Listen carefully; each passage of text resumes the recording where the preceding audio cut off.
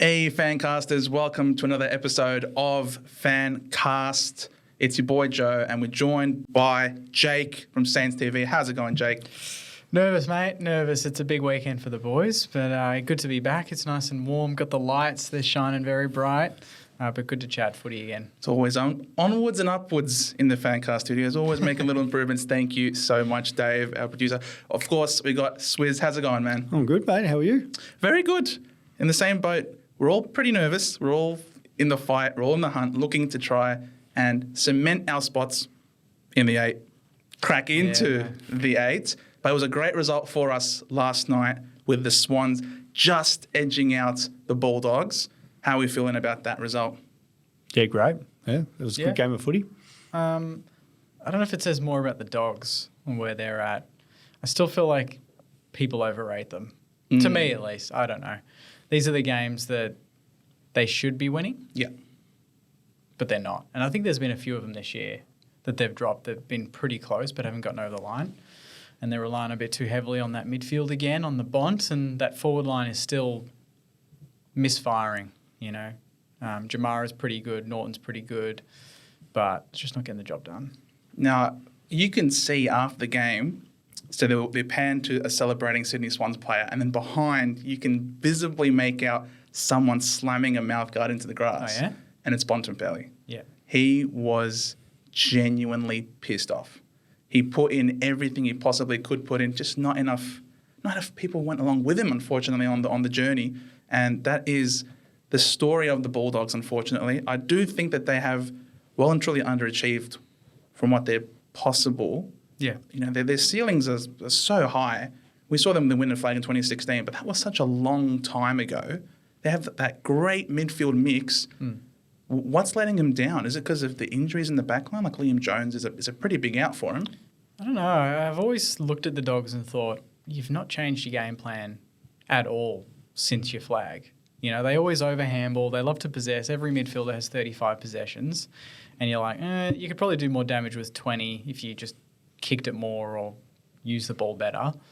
I don't know. I just look at them and go, they're pretty predictable. Every team knows what they're going to get with the Doggies. It's going to be high possession game, chip it around, then eventually bomb it long to Norton. And, you know, when shit hits the fan, well, let's just hope Bont picks scraps because that's what he does. And he did that a little bit last night. You could tell in the last couple of minutes, he was the one that was really trying to get to every contest and drive the ball deep. Didn't get over the line. That's probably why I was most pissed off. He's like, need a few more blokes to take the pressure off. Yep, no, I couldn't agree more with that. Like you look at Port Adelaide, they've got guys like Rosie, Wines, Butters, who probably go 20 possessions, but very damaging with all those possessions. Their midfield gets forward, kicks goals. Like Libba did it last night. He did get forward and, you know, got them started off really well, but I think you're 100% correct. Jack McRae, he's probably the leader of that over possession. Oh, yeah. And he's not a bad kick. Like him kicking for 25 metres, 35 metres, beautiful kick to hit up targets. But I always think, you can put him down for 15 handballs, and what does that do? It's not like it's freeing up players running, the lines. I still think they're one key tall short in that back line. Like Alex Keith's doing a good job. Liam Jones was, a solid enough answer. But you look at some of the top teams, even like the Saints who have, got Howard, but Wilkie's been the big one, and the development of him. The Bombers there, you've got your Ridley Redmond. I still think you're missing that one gorilla down there, but who could potentially be out the door. Cops are coming for him. He won't be there any longer. But you go through all the top teams. Like Collingwood's the leader at the moment, and Darcy Moore. You've got that fitted in Howell in there. Yeah, they've got key defenders. And that's what's held us up really well for a long time, Bolter, Grimes, Floston. So you look at the Dogs and go, that defence, they've got some good half-backs, but those key talls, and I think that gets them in trouble for a lot of games. You've said about that forward line being a bit dysfunctional, but at the same time, they're still fun to get goals out of Jamara and Norton. But I think it's... Cody's getting 5 free kicks in front of goal. I hate him. No, I hate him. I hate him. You love him or you hate him. Yeah, I hate him. If he was on your team, you love him. Oh, for sure. He's You the hate him Toby because that Grant. final. Oh, He's Milne. he kicked 5 free kick goals in torrential rain in the Yeah. wet, and he was the difference. 100. Of course, I hate Waitman. Then the drought still stands. Here we are. But I guess so. You're going with it's a list. It's a lot to do with the list, especially the defensive makeup for the Dogs. I think you and I, Jake. I don't know. I don't want to speak for you, of course, but I still think a lot of blame has to go on Bevo as a coach. Well, that's what I mean. He hasn't adapted to new rules, maybe other teams adapting to the Dogs, other teams adapting. You look at Collingwood before McRae and now completely different. Us, we're learning to adapt with a new coach. It's different with the Dogs because they've had Bevo for a while. So it's like, do they need a new voice? No. Does he need to adapt and grow? Probably. I feel like he found that blueprint in 2016 and he's really just every year backing it in and maybe putting a bit more blame on the list and saying we don't have the players anymore. But he didn't have the players in the flag year. They just had a monster final series. Oh. You know, not many teams in 100 years will do that. No. From where were they? Seven. Or something? Like, They no had a teams. wave, the surge, the quick flick, handball. And that's, and I'm like, if that didn't happen, if they didn't have that final series, they never won a flag. Would Bevo still be coach? No, Like they've made one more grand final since, but they've not been convincing or a genuine threat. No. They've always been, oh, here are the Dogs, they're coming, you know, they're going to be there at the pointy end of the year, but then they never get there. And you're like, oh, maybe next year. And then preseason predictions come in and you're like, yeah, top 4 is Brizzy, Melbourne, Collingwood, Dogs. And it's like, it's kind of similar to Carlton in a way where there's just this, I don't know, expectation that, you know, improvement's linear. And I'm like, no, it's not really. I would know. Yeah, exactly. You've really got to change a few things, change the angles. Yeah, and one of the biggest issues is the way they just give up multiple goals in a row. Like we saw in the grand final where Melbourne just, when they got started, but again last night, I think Sydney kicked like 8 out of 9 goals. After the Dogs started well, it was all Sydney. It was. And they don't seem to have, and I don't know if that's their stoppage coach, defensive coach, just Bevo and his general coaching, but they just don't address it. And it even happened early in the year, like the Dogs beat us just at the G when we probably weren't travelling that good. But I think it was at the third quarter or something, we kicked something like 7 or 8 in a row in the wet, and that was the only quarter we fired a shot. But once you get on a run on the Dogs, they've just got no plan B or C. That was the same with us when we played them. It was pretty much level at halftime, and I think, from memory, that was like round 2, so it was still early Ross Lyon days, and we won by 50 points. I'm like, how do we beat that team with that list, with that midfield, with our midfield and our list? You know, it just baffles me, but yeah. When you did that, I'm like, oh, 100%, that's it. The Saints are the real deal. If they're able to, you know, beat the Dogs, who are still rated really, really highly by 50 points, I'm like, oh, here we go. The Saints are well and truly in it. Up to their eyeballs. This is a Ross Lyon-led team. We know what's going to happen. So I always find it baffling that Bevo isn't getting as much pressure in this Victorian bubble compared to someone who was let go during the week, Stuart Dew. Yeah, well, we can swing on to that now. So he's up in the Gold Coast, out of sight, out of mind, you would imagine. Whereas right here, the Bulldogs, I'm pretty sure a lot of people, if you ask them what your second favourite team is, they'll tell you it's the Bulldogs. And yet, I just feel like Bevo has not been criticised anywhere near as much as what Stuart Dew has been subjected to. And now he's gone. I feel so bad for Stuart Dew, honestly. Yeah, that's the thing is, you know, to me, I saw him as kind of like the Brett Ratton style coach. You know, you love him, you really want him to do well, and there'd be a couple of games where you're like, wow, this team is playing some seriously exciting football. They could go somewhere. Same with us under Rats, Carlton under Rats. But then they have that run of 2 or 3 games. And I feel the last 2 games they've played the 2 best teams in the league. It's really hard to gauge because I think for a half against Port, they were actually pretty good. They were in front. At halftime, they were in front. And then it fell away, but most teams have done that against Port where they've started well and not been able to go the full journey because Port they haven't won 13 or 14 in a row for no reason.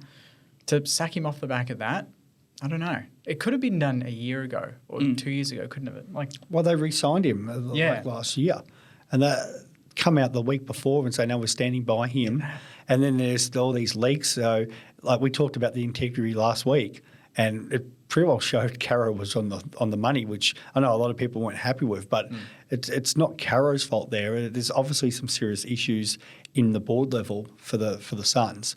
I think answering your question there about why does he cop it more than what maybe a Beveridge, the amount of money that the AFL and the league have obviously pumping into the Suns. So there's obviously concerns about them, and they've never made a final. So where's all this money when it could be going elsewhere? And I think some journalists are actually scared of Bevo. Like they always seem to tiptoe around him. You don't see a lot of the big journos go there and interview him because they have had confrontations before. A little bit like that sort of Clarko situation too. So. Morris. Where Stewie Dew is he just seems a lovely guy, approachable, but it's a bit of an easy target with the media because they know they can put the pressure on him, and especially fling any mud down here because it's hard for them to respond up in the Sun. So, there was a lot of pressure, undue pressure, but at the same time you look over the 6 years and they go, well, what have they won in that time? The winning percentage isn't great. They want to see the Suns moving up. But at the same time, it was like they had a list which didn't work out. He's pretty well taken through a new rebuild. And does the new coach, which most likely looks like a Damien Hardwick, does he work with the list they got, or is it sort of like take 3 steps back to go forward? And probably the question I put to you guys is, do you think they would have made this decision a bit like I was going to say, Saints this to me last feels year? very much like we didn't meet the expectations we should have under Rats. Mainly because we started 8-3. That's the thing. Yep. Regardless of people whether they rate our list or not back then, to start 8-3, even if you're struggling, you should still make finals from there. Mm-hmm. But we didn't. Yeah, I was thinking the same thing when I heard the news about Dew. I was like, would they have done this if Hardwick wasn't available? And I can't stand them when they say, no, we haven't had any we haven't spoken to him. I'm like, we would have seen Ross Lyon as the fix straight away. Like, I'm pretty sure the next day that's when we said, okay, yes, we are going to be talking to Ross Lyon. But I hate that the Suns haven't come out and said, yes, obviously Damien Hardwick, 3-time premiership, 3-time? Yep. Yeah, premiership coach, out of the job. We're going to talk to him. Same thing with Noble and Clarko, right? Noble was sacked by North. Everybody, I think, knew the reason why, so they can go all in. Yeah.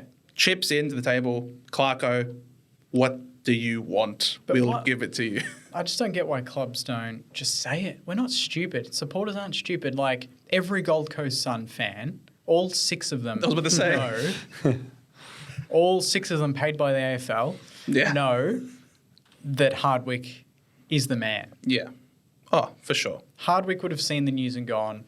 He would have been waiting by the phone if they hadn't been talking already. Oh, I've got no doubt that, Dimmer Hardwick is a competitor. He's a man of integrity. He wants to go about things the right way. But he's ruthless. And he is ruthless, absolutely. And he probably would have told him, or his manager would have told him, we'll talk when after he's gone. Yeah. Yeah, well, let's be honest here. From a Richmond supporter's point of view, and I've had a few people ask me about this, saying, do you think, at what point do you think the AFL's come up, and no different to maybe a little bit with Clarko, come and save North Melbourne, but somebody surely from AFL House, at some point either last year or this year's gone, would you be interested in coaching the Suns? And is it to the point where he's quit Richmond? Because I know it says burnt out and stuff, but we're still in contention. I think it was real. It wasn't a weird time to sort of step down and leave. You could have just finished the year out. And it could have finished off the year. But it's like, okay, I'm going to be taking on this new challenge. Do I go now, give the Tigers clear air? I get an actual break because, obviously the coaches don't really get proper holidays during their career. And this is the time where I actually get to, and then I can come back and start this new challenge. So naturally we know he would be on a good wicket at Richmond anyway. But the money would have been something crazy for him to go up in the Suns. And I'm sure they've probably had the same chat with maybe Hinkley and Chris Scott, which I believe they did have the approach of Chris Scott, who's now coming out of contract, but looks like he's going to be staying at Geelong. The AFL needs this to work. They've invested way too much money. Yeah, but Dimmer Hardwick didn't leave because of money. We broke his heart with that one point. and that's what I was trying to, and that's what I was saying, more to stir up Essendon supporters. But yeah, like what ridiculous offer could have been on the table. But then you get the flip side if it's just about the money, and I don't think it's just about the money for Dimmo. Maybe it's a new challenge and everything like that. But we've seen this with coaches like going back with you guys. Malcolm Blight was offered the Godfather deal at the time. 15 rounds later, and see you later situation. So that would be the worst case scenario for the AFL if Dimmo does accept. And it's like, well, we've got him because of the money, but it's a new lifestyle. It's different challenges up there than the Tigers. So they've got to hope that this is the guy that's going to take them to success. They've got a good list. Like, I know they haven't achieved much of anything at all, let's be real, all right? And hence why they've gone through all these coaches now. But they have a really good list. And I thought the one thing that could have been the saving grace for Stewardu was the fact that all of these great young players are recommitting to stay at the Suns. Yeah. And it's like, this has never happened before. It's always been Gold Coast are a feeding ground, develop some players, and then get poached and go somewhere else. Yeah, but how do we know the AFL didn't throw in an extra $200,000 a year for Ben King? Yeah, I'll sign that. Like, do you know what I mean? Like, even Dew, he had 6 months left on his contract or something, or he's going to be paid out 6 months, just like Rats, even though there's more on the contract. That's coming from the AFL's pocket, right? Like, the Gold Coast Suns aren't losing money. No, they're not. Their sugar daddy, the AFL, are going, well, here's a check, see you later, and then they'll take some more money out of their own pocket and go, here, Damo, you're in the hot seat now. You know, it's for sure. It doesn't really hurt them. No. I can feel your hurt there. And I probably had the same chat with sort of your North fans, even Bomber fans now. It's different being in a position where I've seen my team win premierships recently. So for me, it's like, I'm all up about Tassie coming in. The Giants, happy to see them. The Suns do well, progress, build the game.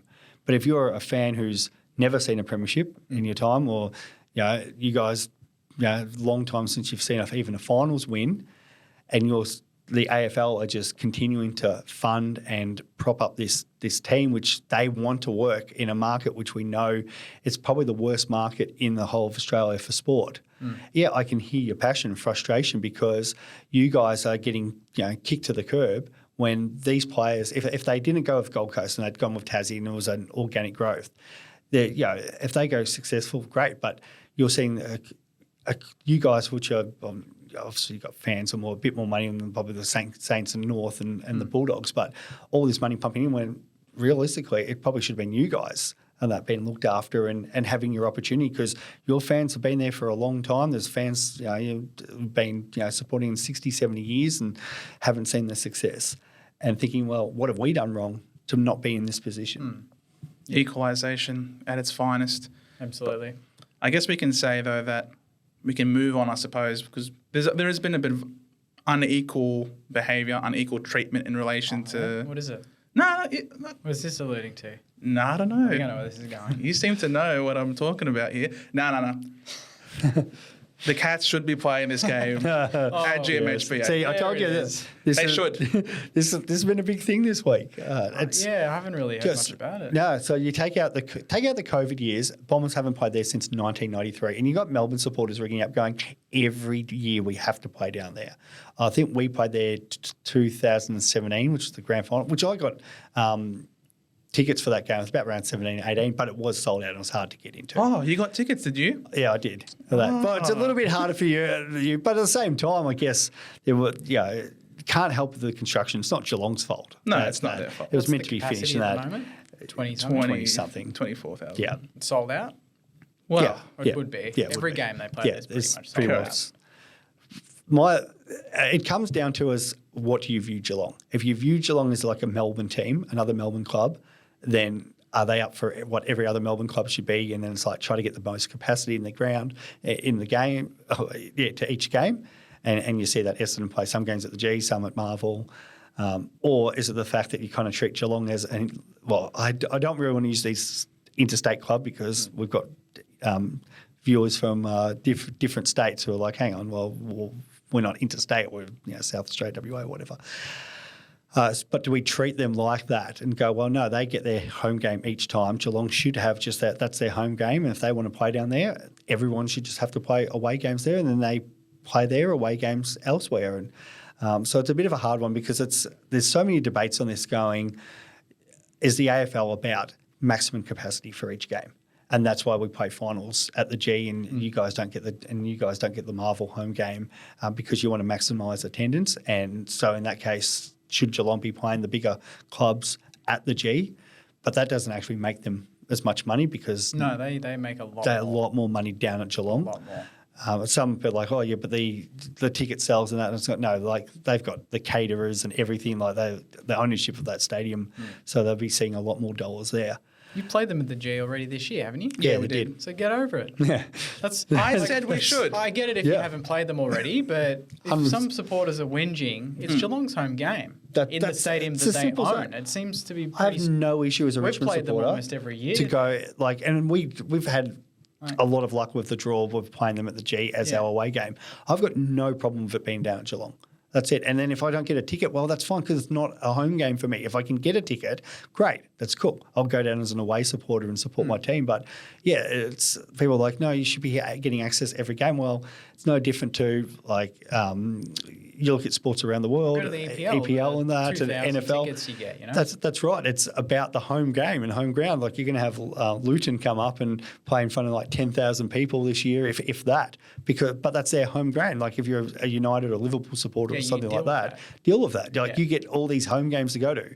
Bombers supporters, you buy a home game membership and you still got the access of 5-6 games, away games against Collingwood, Richmond, whoever, St Kilda, to still have the opportunity to go to those games. Like, okay, there's 1 week where you can't go to the footy. Like you still... Would Bombers fans be so upset about this if they weren't in the race for the top 4? Say you were 10th. Yep. I guarantee you we're not hearing about this. No. I reckon, though, that there's more non-Essendon people talking about this than Essendon people. Why? No, I think there's been a lot of Essendon supporters. You go on the forums for that. Yeah, there has been. There's no doubt about it. There has been a lot of Essendon supporters talking about this. But despite how many Essendon supporters are talking about it, there are still more non-Essendon supporters talking about it. You just simply have to listen to Zach Merritt, listen to Brad Scott. They're like, this game has to be played there. Adelaide don't move their game. We don't move it to the MCG. Now, we play our best at Marvel, though we still played them at the MCG for capacity and stuff. But still, this is their home game. It should take place there. I know it's not Geelong's fault that construction hasn't been finished. The fact that it's blown up this much, and it's 100% because of where we are right now in the finals race. The season is super hot. Everyone's super close to each other. Everyone's expecting Geelong to do really well. Of course, still, they're the reigning premiers. They don't need this extra advantage over Essendon, who could be that up-and-coming story. No one expects them to make finals. It's all for the drama. It's all for the goss. Yeah. There is no doubt Geelong should have this game there. Yeah. And if this was Saints in that boat, I wouldn't be whinging. I'd be like, if we win this, we can really believe in the year. If the Bombers go there, see it as an opportunity. Get excited about it. Even if you're watching at home on the telly and you can't be there, who cares? Like, if the Bombers win, it's the best win of the year. Oh, for sure. Do you know what I mean? Like, it's a win that you look at and go, all right, top 4's on now. This is huge. And you've pretty much ruled Geelong out of any chance of making the finals.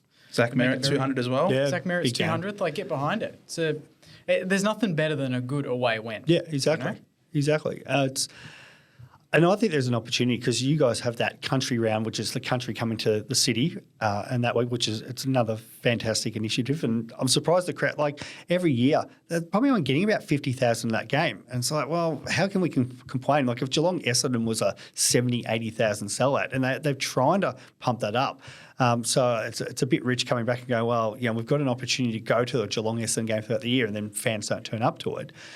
But I think there's now the opportunity to do the reverse and actually have maybe sort of lead off the Friday night Geelong Essendon as the reverse country game, where we actually have the game in the country, and then you could play the Saturday because the Bulldogs obviously use Ballarat. So you could have the Geelong Ballarat on the Saturday, and then potentially something else on the Sunday. Like North Melbourne's looking for maybe alternatives now that they. Tasmania coming in and moving out of that. Do they look at Bendigo or Albury or another big hub where they could expand there and you could have the 3 games Friday, Saturday, and there'd be people out there who'd be going, let's make this a road trip. I'm going Geelong, I'm going Ballarat. If you could somehow get tickets or package up of 2,000 tickets or something as a little movement there and then head out to Albury to finish off the weekend. Be fantastic, sort of. And it's taking the game to the country. I think there's, and we've talked about this, about the AFL being a bit rigid on fixtures, and I think there's ways to promote the game and take it to other markets, which will, just raise memberships and fans. 100% agree with you. Can't deny any of that. And yes, I am on your guys' side. Completely agree with the game is happening there. Yeah, amazing. As much as it would have been awesome to play the MCG, but it is what it is. I mean, after Geelong, we go. Even the Saints Cats in break 09, their hearts. that wasn't moved to the G. No. Both teams 13-0. Like that would have got 105,000. Like, it would have filled the That's G. right. Didn't move it. I do have to say though that the reason why attendances for Geelong Essendon have not been very high is because they absolutely beat the living daylights out of us every single time. We have not been good for a long time. There's nothing quite like a good side performing in order to bring crowds in. You look at Collingwood now. We know that they have a massive supporter base, but it's taken them being, I think, clear top of the ladder, best team in it, for them to draw in these massive crowds. They're almost going to crack 1 million this weekend. this weekend, crazy. probably. Yeah. And Collingwood supporters, I'll give them the most passionate. Well, Port Adelaide are pretty up there with their passion and that, but yeah, Collingwood, unreal. Like, it doesn't matter who they're playing. Even if they were down, they'd still be cracking. They'd still be rocking up. Great crowds. So yeah, there's a lot of respect for that club. Talking about the Bombers, their contract with Marvel's actually coming up to expiry. So there's been some discussion. Should they move back to the MCG as their permanent home, or should they stay at the? And I think it's an interesting thought there. So you're saying yes? Yeah, for sure. I think because we're starting to get good, we're starting to see a more consistent, regular output from us. We're starting to get a lot more people coming to our games. Like our games at the MCG, we average about, I think, 78,000 people coming into those games. Whereas if we're playing too many games at Marvel, we're obviously limiting the number of people that can come and watch us. So didn't you say that you play better at Marvel? We do play better at Marvel, kind of but at the same time, we took it up to Port Adelaide at playing at the MCG. I think under Brad, we're starting to evolve. We're building a lot more consistent game style that's more reliable, that can hold up in high pressure situations. Our inexperience and has seen us fall short a number of times in the last quarter, but I think with more time under Brad, more training, more exposure to them, we'll start to get really good. So I can see us, we have upside playing at the MCG, more fans as well. That's all we want. It's football, it's a game, the best game on the planet. We need to have people come watching. We saw what happened in COVID. Dead crowd was a really weird experience. It was really eerie hearing the players yell at each other. So we definitely want to see more games at the MCG, I think. I want to throw something there at you, mate. Yeah. Outside of the 2000 year where you guys absolutely dominated, had an awesome team, and that was when back then I think it was Colonial Stadium first came in. So yeah, guys had a pretty good advantage, and even the Saints back there until I guess other teams started sort of playing there. But if you've probably seen from maybe for the last 15 years, the Marvel teams haven't actually performed pretty well. No, there's no home. Yeah, there's the Dogs have won that one flag, but as we said, from 7th. Like the Bombers, nearly 7,000 days. St Kilda's had the one grand final appearance in, was it 2010? Oh no, in the Saints in the 09. So you had the back-to-back years there, and then since then it's been, pretty bare. And even Carlton, look at their form over pretty well the last 20 years. So the 4 teams that mainly play at and then North Melbourne again, actually that's 5. So the 5 teams that mainly play at Marvel compared to Richmond 3 flags, Collingwood 2 flags, Hawthorn 3 flags, Geelong, Melbourne who've come out and won a flag. So all the MCG teams outside Geelong who've got their own, and then the interstate teams who have their own home ground advantage. It's interesting that the Marvel teams have actually been such poor performers over such a long time. So there might be something in that where the Bombers move back to the bigger games, bigger crowds, and maybe come finals time, because games are played there at MCG. You're better used to playing there, but maybe it's just the larger crowds might work finance. I don't know exactly. Yeah. Some people have talked about maybe even just the Marvel surface on the players' bodies as the season's gone on, and maybe that you've gained more injuries throughout the year and stuff like that. If you had a tally, you'd see a lot of injuries at Marvel. Yeah, so there'd be multiple reasons that I'm sure we could go through, but it's just interesting that the MCG teams perform much better than the Marvel teams. Yep. Speaking of injuries, there are a few ruckmen out there who have been going through their own various injuries this year. And that has really called into question just how important a ruckman is, because we're seeing situations where all of a sudden we're coming into a matchup, one side doesn't have a recognised ruckman, another side has a very dominant ruckman, a la what we saw with Sean Darcy last week against the Blues, who had no ruckman whatsoever. He had 58 hitouts. 58 hitouts, and they still lost the clearances. I guess that goes a question then. Are we seeing that ruckmen in general are overrated, or is it just that specific type of ruckman? You got to bring the mids into this too. You know, like I reckon Darcy's done half the work there, but what are the mids up to? Yeah. You know, like the ball's there. You got to be first to the ball, and I feel like it makes their job a little bit more difficult when the other team doesn't have a ruckman, because Carlton players' mentality will be, I just got to beat you to the ball now. I don't need to worry about where it's going because I know Darcy's going to win it. I'm going to rove off him. And we talked about that off air. If they had a ruckman in, it's basically you're backing your ruck and then you're backing your ruck. And whoever anticipates their ruckman versus the lost taps quickest, right? So Carlton didn't have that issue. They're just like, well, there's one ruckman. We just focus on that. It actually makes their job easier. And so I'm not surprised. It kind of comes in that situation where, like, Silvani last week becomes a fourth midfielder. Yeah, so when the ball hits the deck, outnumbered. Yeah, exactly. So it's something like your coach has said in previous years, and they've actually got a good ruck now in Marshall, but, yeah, the value of ruckman. And I think it comes from the real debate at the moment because Melbourne have gone the first ever real two premium ruckmen, and going in the season we would have said the best two rucks in the competition, and they've both fallen way down compared to Marshall, English, Darcy, because they're splitting ruck time, they're out of form because of it, because most of those main rucks want to play 75, 85% time in the ruck, not 50-50 kind of split. And now we've seen Grundy get dropped. Can't even get a VFL game this week because there's no VFL game for him, and he's going to have to spend a couple of weeks working on his forward craft.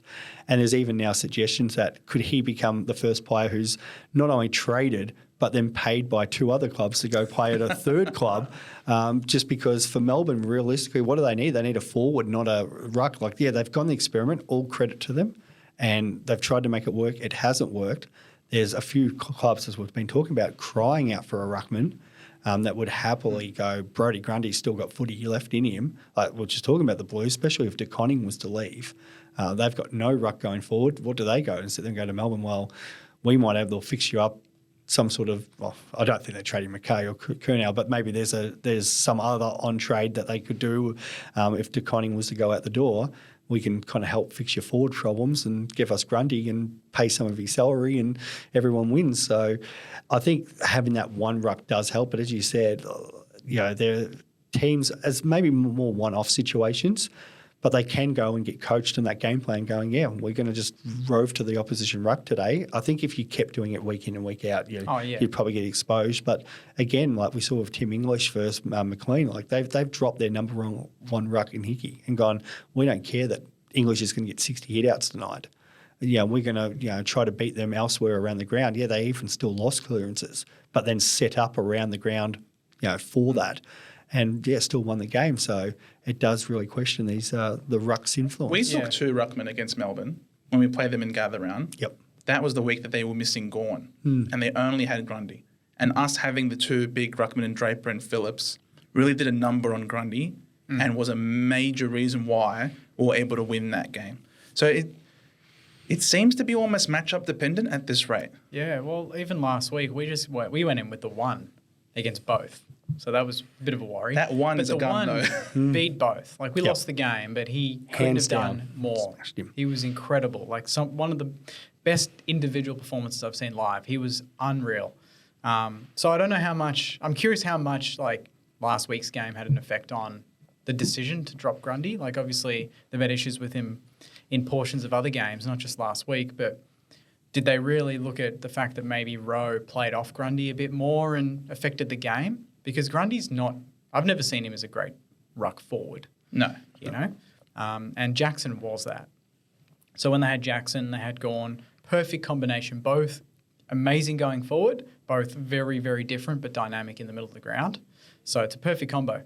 I didn't think they needed Grundy. I really think they looked at that and went, It'd be cool to, cool little publicity stunt to have both All-Australian ruckmans together. The Tap brothers. The Tap brothers are just Gawn and Grundy in the same team. Here you go. We'll sell some T-shirts for a year and then no one will think about it ever again.